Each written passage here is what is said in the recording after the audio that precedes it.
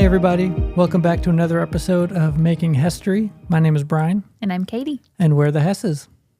And Happy New Year, everybody. Happy New Year. Merry Christmas. Merry Christmas, All Happy New Year. Feels like it's been more than just 1 week off. Yes, it does. This past week.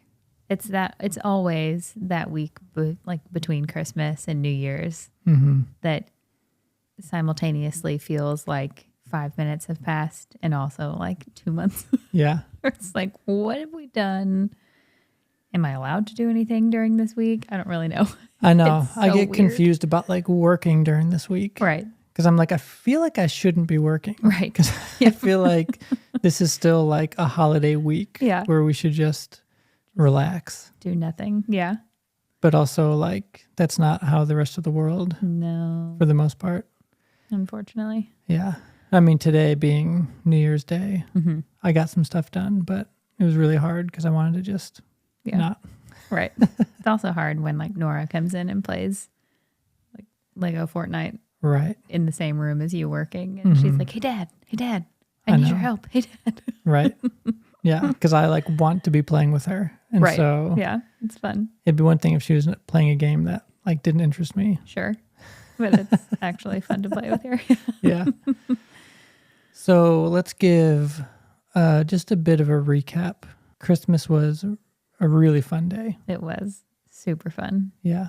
We got a cat. We did. I didn't think I would be a pet owner. Yep. At least not anytime like this soon. No. But between Nora and you kind of wore me down. Yep. I caved. Yeah, you did. Reluctantly, but you did. Yep. And you have to admit it. She's pretty cute. Well, yeah.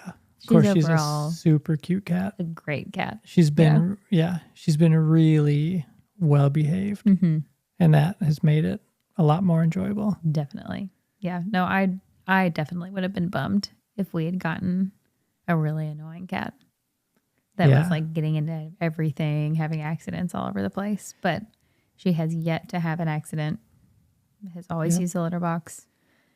Gets wild, but like not anything out of the ordinary, like not kitten. Not in a destructive behavior. way. Right. She's not like really been destructive at all. Mm-mm. She's gotten into a few things. Right. Like she tried to climb the Christmas tree. But honestly, I don't think she's even tried that again. She did. Oh, today. She did? Yeah. This morning. Again, yeah. You were still in bed, I guess. I may have been in bed still. And yeah, she was like a couple branches up because I couldn't find her at first. And I was like, what's going on? But I kept hearing this like ding, ding, ding, ding in the tree. And I was like, where is she? And then finally I spotted her. She was like really well hidden. Yeah. Like, I don't know, a fourth of the way up at the tree. I was like, get out of there. What are you doing? So the cat's been awesome. Highlight of the girls' year. Oh, yeah. Super sweet response from them because we let them open presents before revealing that they got the kitten. Right. And so, there was that moment of disappointment, which was so hard for me not to be like, we did get you a kitten, I know. from Nora because she opened a few gifts and she was like, is there no kitten? Like, did we not get a kitten? And I wanted to be like, I know. You did. Yeah. And you basically let her know. Yeah. Because I felt the same way. Like it's really hard to toy with her emotions and purposefully disappoint her. Right. Only to be like for the reveal later. Yeah. I didn't want to lie and be like, oh no, I guess not this year, and then be like, just kidding. Yeah. I guess that's allowed with presents, but I don't know. It just felt weird telling her like, oh no, not this year. And I think probably the most, and I would say shocking, but knowing Nora, I'm not shocked. Mm-hmm. But just the most probably like amazing thing about it.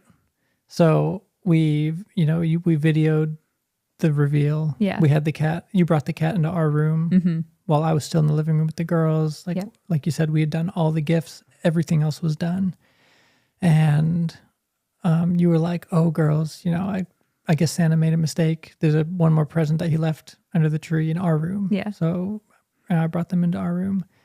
and we're recording it, and we are both thinking that it's going to be this huge reaction. We're thinking there's going to be tears, screaming, squealing. And she had the most like calm. Yep. Very response. Level-headed.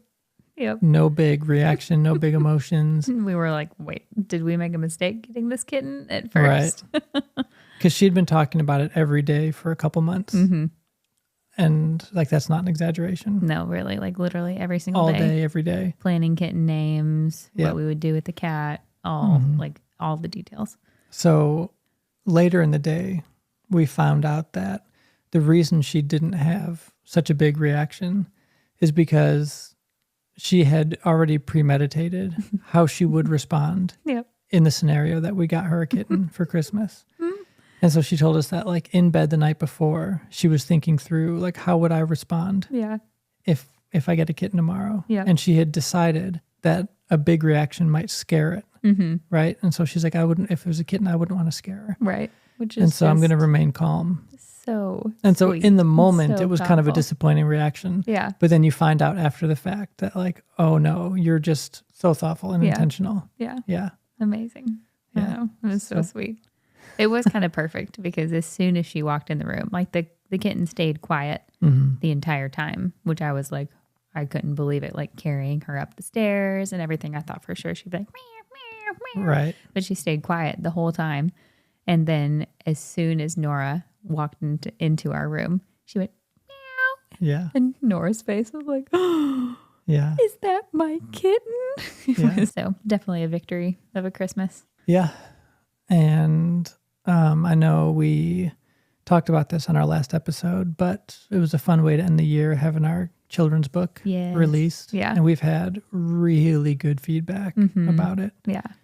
Which has been really just fun. And I think we had maybe mentioned this in the last episode, but it can be kind of intimidating putting your work out there.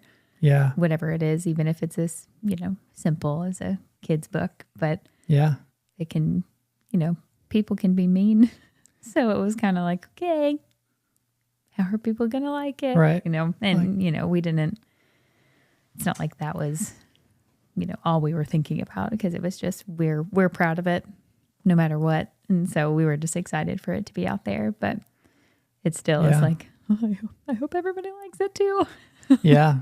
And I think that's something that can has potential to keep people from creating. Right. Just knowing that whatever it is that you create and release into the world is subject to opinion and criticism and judgment. And so, sometimes you just got to do it. And thankfully, it's been really encouraging. Yeah.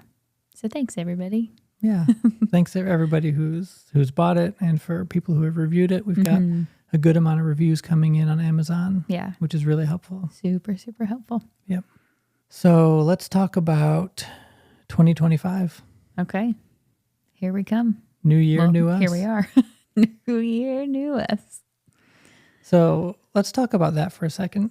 New year, new me. Such a good phrase that you love that so much. Drives me crazy when people say new year, new me. Yeah. Because it's not a new you. No. You might have new ideas, but... You might have new ideas. You might have new intentions. But I think there's got to come a point in our lives where we stop relying on or even being impressed by intentions and start looking for actual results. Right.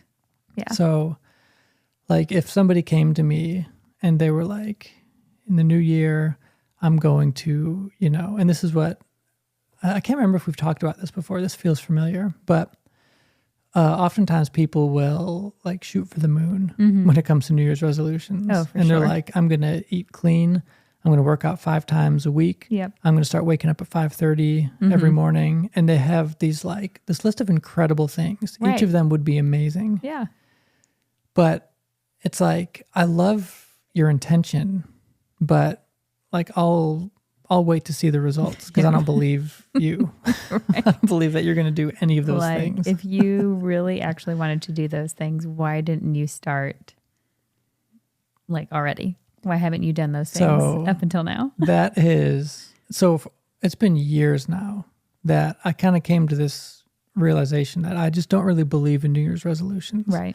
And it's for that very reason, because I think that like I said, I think that people have great intentions. Mm-hmm. I think, good for you wanting to better yourself and to better your life.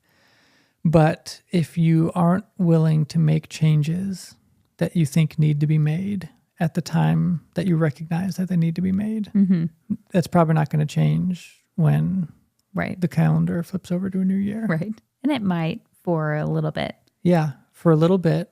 Or for some people, there are some exceptional people who can just tell themselves what to do and just do it. Right. No matter what. Super disciplined. Yeah. Like really committed to, if they say they're going to do it, then that means they're really going to do it. Right. And they're going to keep doing it. But that feels more like the exception. Oh, absolutely. And I am not the exception. Yeah, neither am I. No, I think that like there is so much, I think there still is value to even just trying something new. Even like, we're not saying don't ever make New Year's resolutions. Yeah. Well, don't ever do it. We'll talk about New Year's revolutions. Yeah. So that's really what people do. Right. Like, we're not saying like, it's a terrible idea, don't do it. But also like, if you want to make a change, just do it when you think about it. Mm-hmm. And if you don't stick to it, it's all right. It obviously wasn't like as big of a value for you as you thought.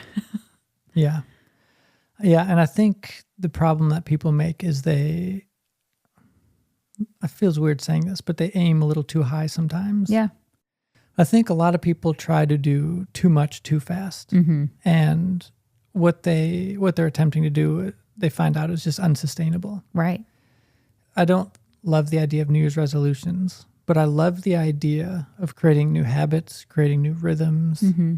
I love that. Yeah. And so it's not new year, new you. Right. It's new habits, new disciplines, new rhythms, new you. Mm-hmm. Right. It's broken down into a lot more than just, like you said, the calendar flipping over to the next year. There's a lot more little steps, little details that need to be taken into account and practiced before you can just be like, and now I'm this way. I was this way yesterday and now today I am not. Yeah. Yeah. It just, like you said, it's not sustainable to completely change like 4 or 5 habits all at once. Mm-hmm. Yeah. I saw, it was an ad for something. I don't remember, but apparently New Year's resolutions end for most people on the second Friday of January. And I guess it's called, I haven't actually looked this up, but in the ad or commercial, whatever it was I saw, they said that day is known as Quitter's Day. And I've never heard really that before. Discouraging. It is. I've never heard that before. But like that checks out. Yeah. Oh, for sure. Second Friday of January is typically how long people last Yeah. in their resolutions. But like you and I have goals and we have things that we want to do and things that we want to accomplish. Of course. But I know myself well enough to know that I'm not going to be in the gym 6 days a week. Sure. Like there are a lot of things I want to do, but I know myself well enough to know that I need to take like bite-sized portions. Yeah, right. Absolutely. And work my way to where I want to be. Yeah. And I think that's extra relevant for parents. Sure. As well. Even more so of young kids. And maybe it's just because we're living in this season right now with young kids, but like I would love to be able to like sit down in the morning and read for like an hour uninterrupted, like just focus in on reading. But the reality of that happening, unless I wake up at like the crack of dawn, which could be another thing that I put, another goal of mine. But the reality of that happening is very slim just because a little person will walk downstairs and want to play or want breakfast or something. And so there goes that hour of focus. And so I think, especially as parents, we have to take those, like you said, those bite-sized pieces of our goals and say like, okay, I'm going to focus on doing this like in a small way and then build upon that smaller goal in order to reach this big, huge goal that I have in mind. Yeah. Like instead of aiming to read for an hour and like beating myself up for not making that happen in the morning, I'll say like, hey, I'll start with like 5 minutes. And that might seem like super trivial and almost pointless, but it's something. And then 2 days later, add on another 5 minutes, then add on another 5 minutes. And it's the same thing with like, if you have a goal of waking up earlier, don't try to wake up 3 hours earlier than you normally do all of a sudden. Yeah. Sure, you might have that like, it almost feels like a beginner's luck type thing that like the first day you wake up, it's like, this is so easy. I can do this. Like 5 a.m. isn't so bad. But then the next day you wake up and you're like, oh no, like, I cannot wake up right now.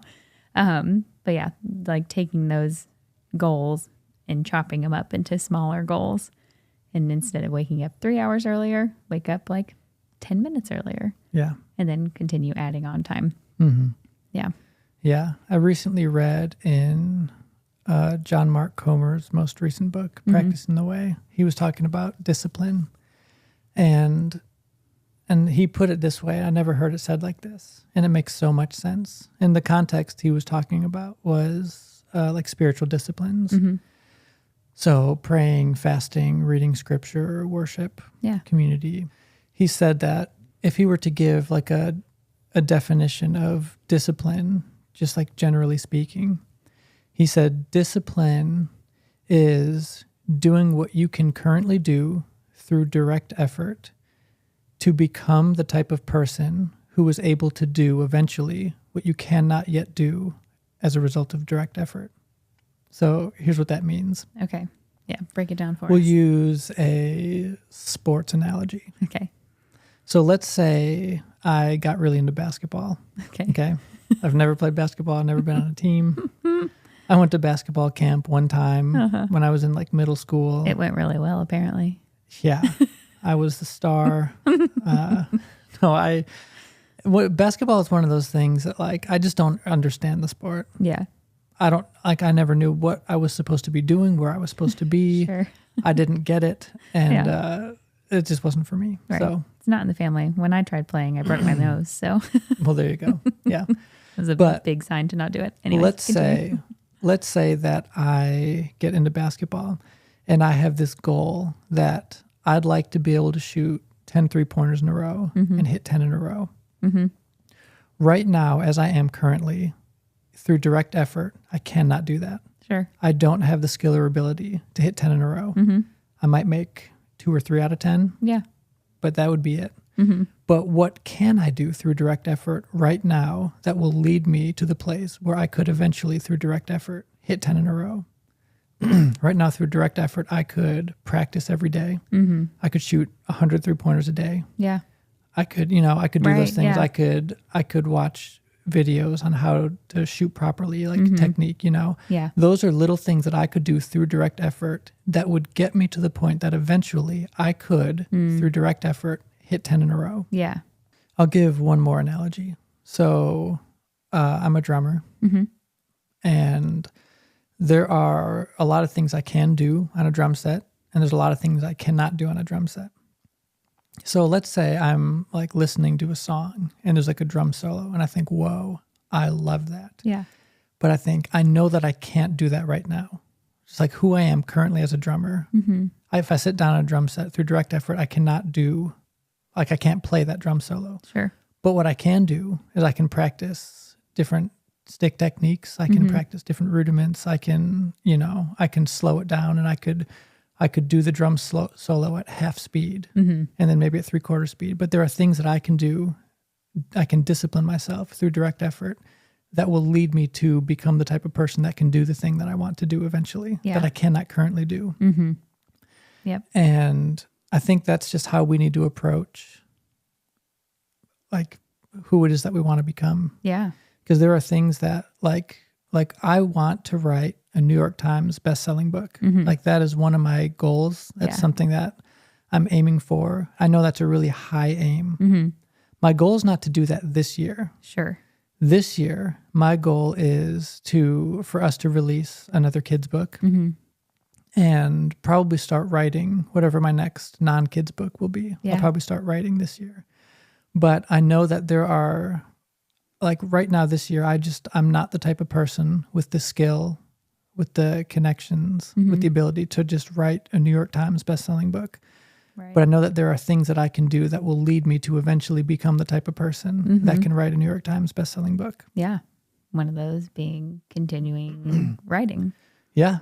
Yeah. I'll write, like my goal. So you and I have talked about this. I would love, at least for the next foreseeable future, I would love for us to release one book a year. Yeah. Whether that's a children's book or what. Because we have a few in the bank that we've written that are kind of ready to go. Yeah.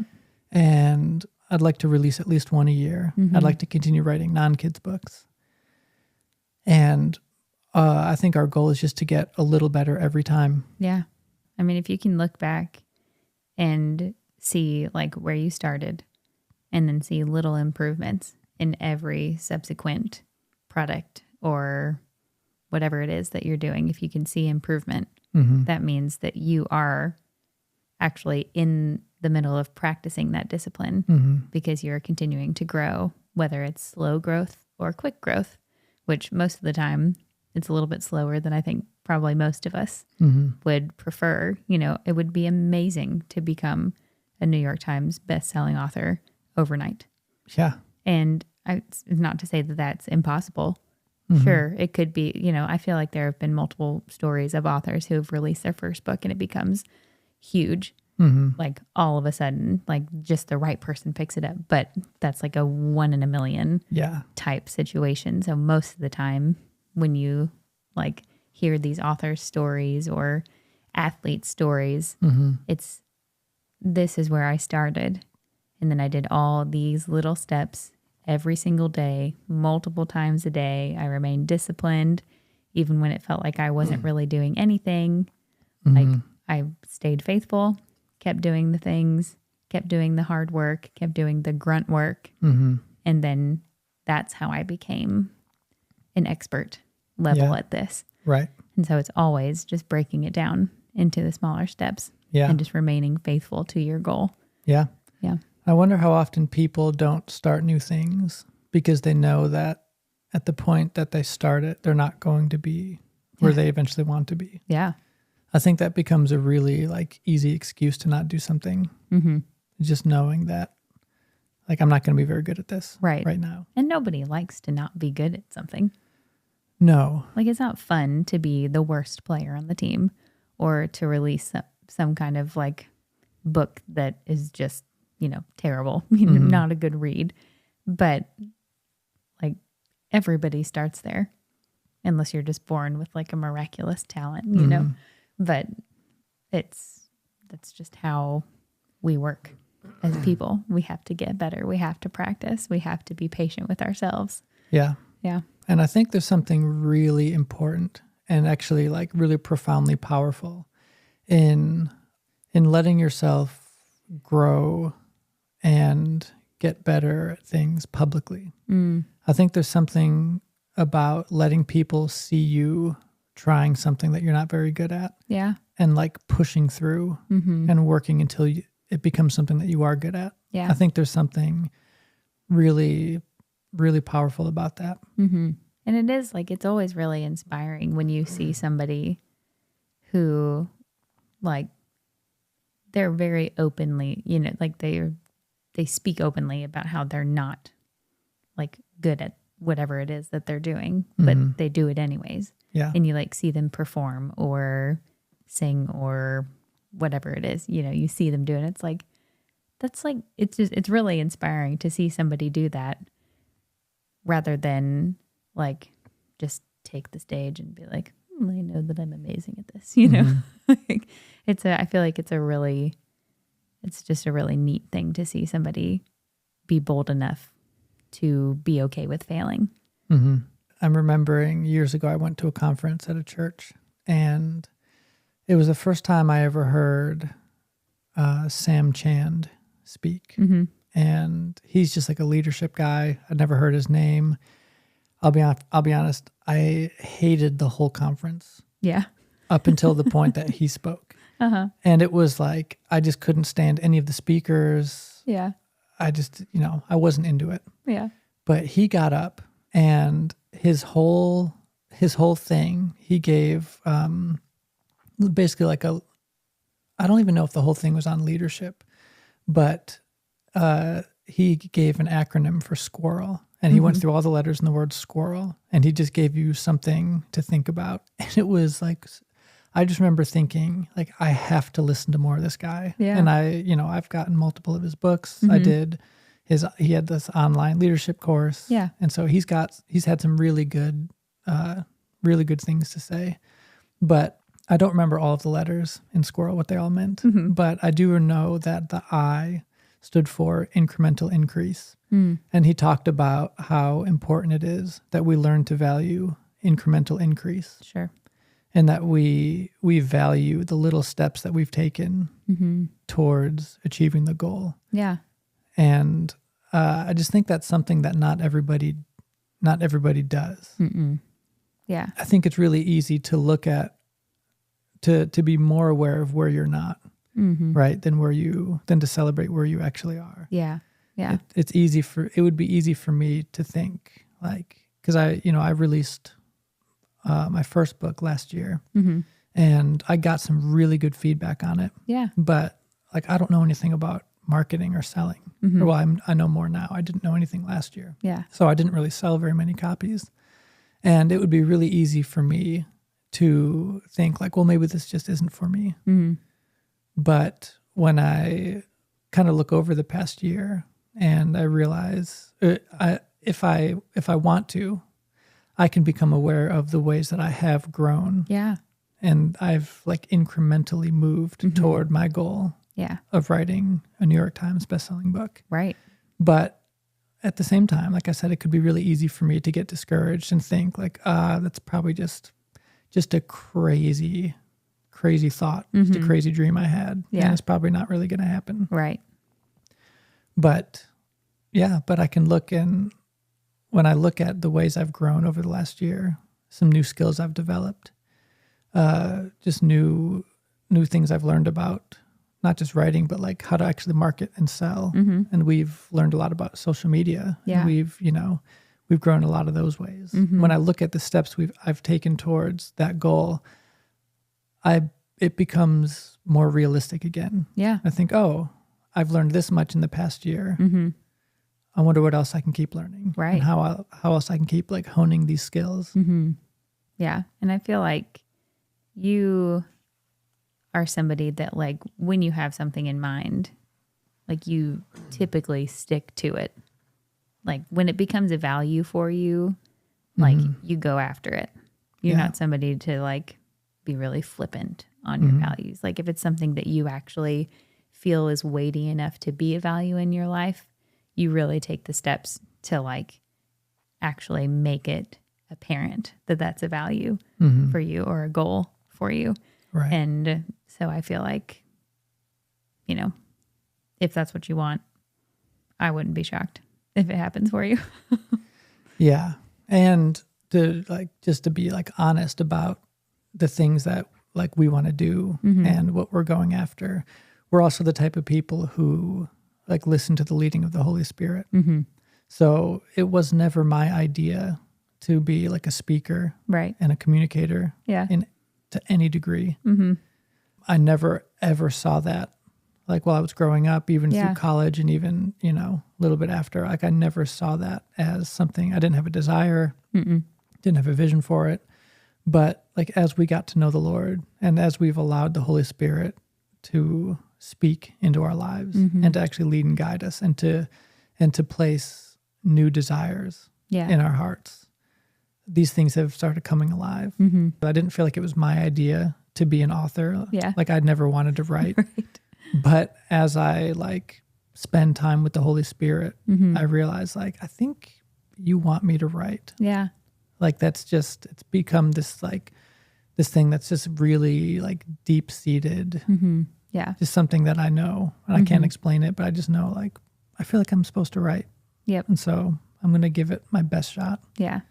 Which is like you said, even a little bit after college, like when we were first married, that was never, ever a conversation. Like, I think I might want to write books. No. That would I have think been I'd like to... super off the wall. Yeah, I think I'd like to preach. I'd like to speak Right. publicly. Yeah. I'd like to, to write books. Yeah, which is like so crazy. In like 10 years, we've been married for 10 years, but like, and that's a good amount of time, Yeah. but not that much. Like Yeah. how much we have changed in all the ways from the time that we got married really is wild. Yeah. If you want to like look back and think of all the things that like we used to be interested in or we used to take time on, think just like all those things are completely different. Well, I didn't have any vision for my life. Yeah. Like I didn't really until either. we really got serious about the Lord. And, there's that verse in Psalms, delight yourself in the Lord and he will give you the desires of your heart. Yeah. I didn't really know what like we were like meant to be doing. Right. I didn't really feel called to anything. I felt like, I was just kind of almost like drifting aimlessly through life. Yeah. Applying for jobs that I would have hated. Right. But as we like got to know the Lord and we discovered who he is, how good he is, how much he loves us, we began delighting in him. Yeah. And as we delighted in him, he began to place these new desires in our heart. Yeah. And like, I think that's when the most significant change happened for us. Yeah. And that's when I feel like your like those goals, no matter how lofty they seem, feel so much more attainable when you're doing it with the Lord. Yeah. Because I mean, you can use that phrase like nothing is impossible with God, but like really, it's true. As corny as Hobby Lobby as it is, Yeah. it's real life with him. So like, had you told me like, yeah, I want to be like a super well-known, successful author, and we weren't really doing life with the Lord from having no background in writing. Like not even a college degree in that arena, I would have been like, okay, babe. Yeah. Sure. Like if I'd said that in our first year of marriage. Right. Like good. Would have been like, luck what? with that one. Like, what do you mean? Yeah. Where did that come from? But like where we are now doing life with him, I'm like, yeah, absolutely. Yeah. 100% you can, if that's what you want. Yeah. I believe in you. Yeah. I don't feel like the Lord has promised me specifically that like if I'll give this process to him and if I'll give it my best effort, like I don't feel like he's promised me like you will have a book on the New York Times bestseller Sure. list. Yeah. Not like specifically. No, but at the same time, I just know that he said like, just do it. Yeah. Just do it and do it as best as you can and just see what happens. Yeah. Yep. With him, there's always this like open-ended invitation where it's like, I'm not going to tell you what's going to happen, but just do it. Right. Trust me. If you know me, it's going to be good. Yeah. Yeah. And sometimes he asks you to do something and it doesn't lead you to where you think it will. Right. Like we have friends who felt like the Lord have asked them to start a business. And so they started the business and it never went as well as they were hoping it would financially. It wasn't very successful. But through that process, the Lord taught them a crazy amount about trusting him. Yeah. About like reordering values and priorities. Yeah. And they've come out like in some ways like a healthier version of themselves. And so the Lord wasn't saying start a business because I'm going to make you rich. It was start a business. I'm not going to tell you this now, but there's just a lot of like humility and a lot of like reordering of your mind and your values that needs to happen. Right. And I'll do that in you through this business. Yeah. So sometimes the Lord asks you to do something and it doesn't go, it's always good, no matter what he's asking you to do. It's always good. And it's always because he has the best, our best interest in mind. But yeah, hopefully this isn't one of those things, but I think we just end up with like thousands of books in our closet, like our basements. There's just books everywhere, never sold. Like, why did we write so many books? What are you teaching me? Yeah. How to build a bonfire? I don't know. Yeah. But yeah, we're very hopeful. Yeah. We're hopeful for this year. We're hopeful for just the foreseeable and unforeseeable future of what the Lord wants to do in and through us and with us. So here's to 2025. Cheers. Raise my mug of water. I don't even have tea in here. It's just water. Oh, man. Now you know how weird it is that he drinks water from a mug.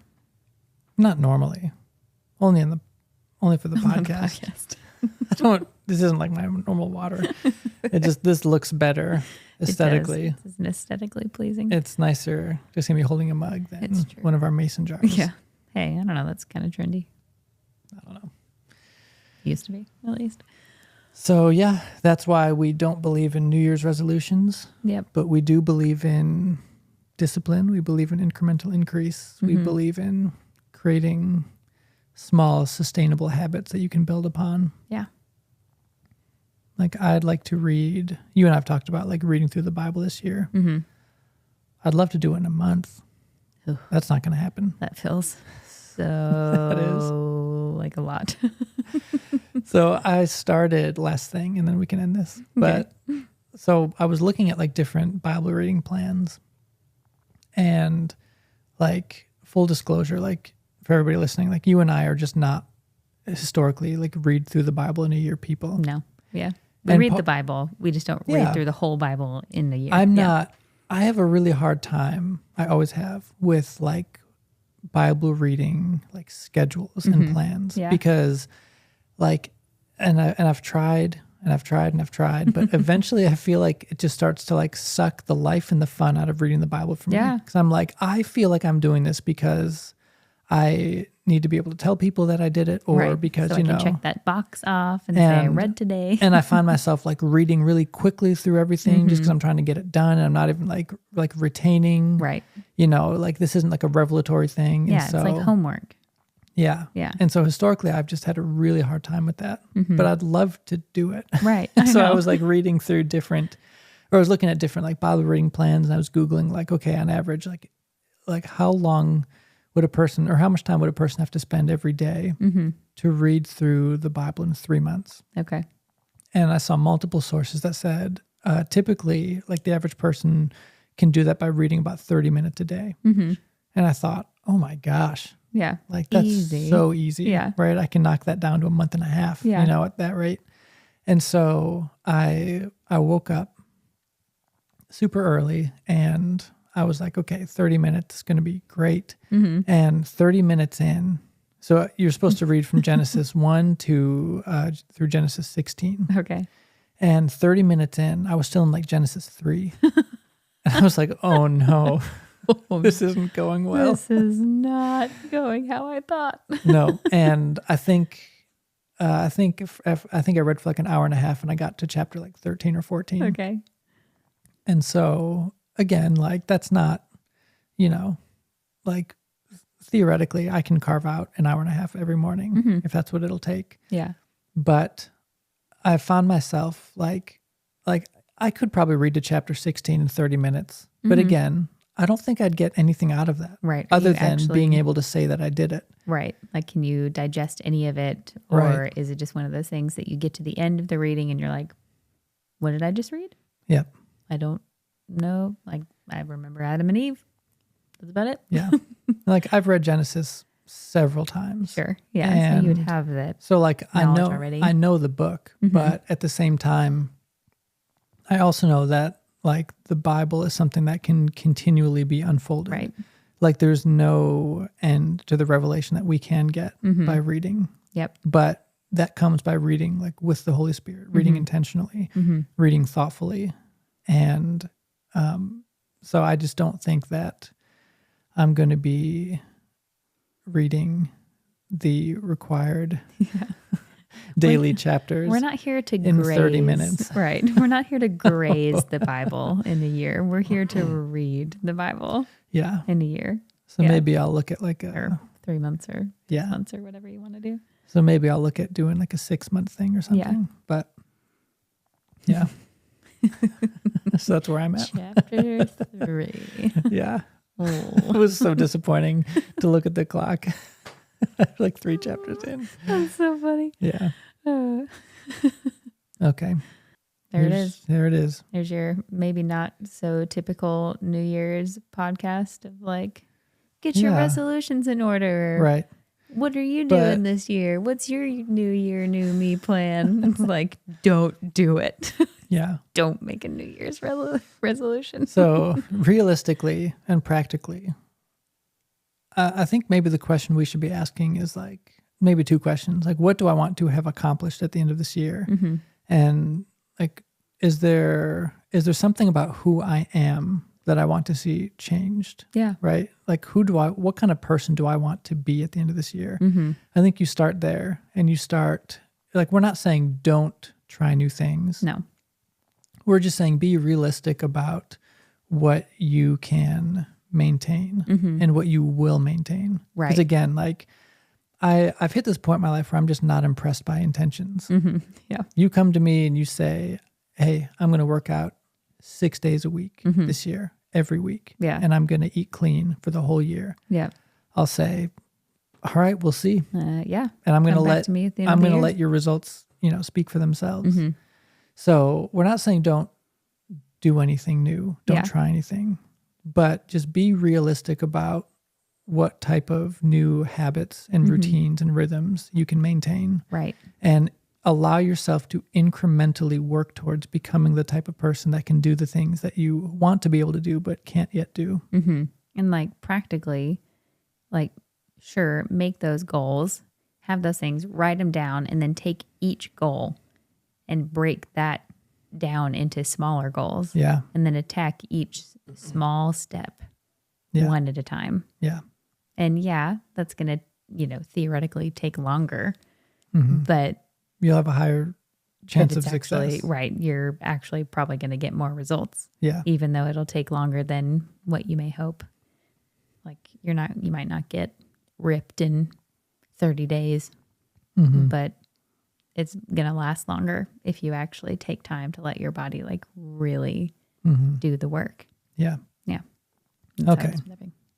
Good. Let's go to bed. Okay.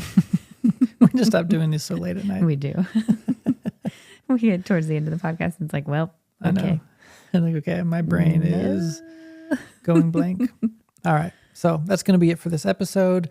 Want to wish everybody a happy new year. And once again, my name is Brian. And I'm Katie. And we're making history. See you next time.